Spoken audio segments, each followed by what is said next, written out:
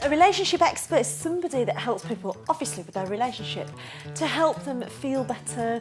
When people tend to go looking for a relationship expert, it's usually when they've got really into trouble. It's a shame that they leave it that long, really, because there's a lot can be done before it gets to that point to really help people and support them with their lack of communication.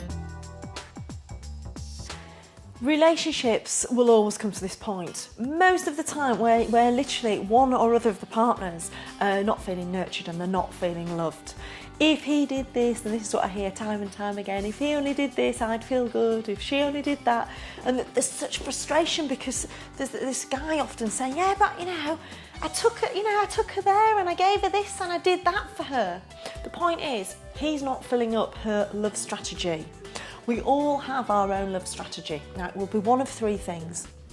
What is it, and you ask yourself this question, what is it that makes you feel totally loved?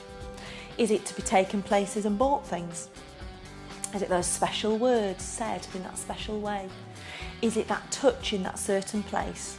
Ask yourself which one of those three things it is, and then let your partner know which one it is. Because if they can be saying all the words under the sun, and if your love strategy is to be touched in a certain place, those words are just not going to hit the button that makes you go, I am totally loved. Number one, don't make the demands on the other person for what you need. If you need to feel more nurtured, more loved, how can you get more nurtured and more loved yourself? It's down to you to make yourself feel as good as you possibly can, because then you're in a position of being able to give that energy, that positivity in the relationship. Number two is, how much are you giving to the relationship? And people say, well, it's 50-50, 50-50. Well, 50-50 is not going to work. Because then you're going to get you waiting for the other 50 or the other 40 or the other 60, whatever it is, the other 60 coming back. And you're waiting for something always coming back. So go out and both of you make a pact to give 100%. As far as sex goes, very powerful, energetic releases happen. People don't realise why sex is such an important part of a relationship. They kind of know it is. What happens when those two bodies come together? You literally, and at the point of orgasm, emotional problems and issues are literally blown away. You can actually feel it happening if you think about it. The next day you feel all lovey-dovey, and it blows away those problems, those little nitpicky things that people get at.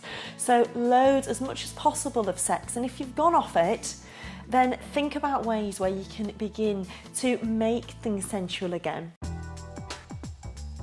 The couples that are out there that are in their first year of marriage, this is a crucial time.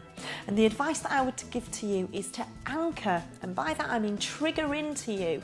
And I'll show you how. I'll tell you a very simple way that you can do this. Those positive times that you're having, the good times, every time you laugh, every time you reminisce, every time you have a little bit of magic, then just touch your partner, might be just on the shoulder in a certain way, probably for about 5 seconds. And when you see them in that state of happy, joyous time, it's called anchoring. Begin to anchor in as many positive times as you can. When you're having the good times, when you're talking about the good times, anchor them in so that when times are not so good, not that it always happens that way, but later, you can begin to trigger these times again.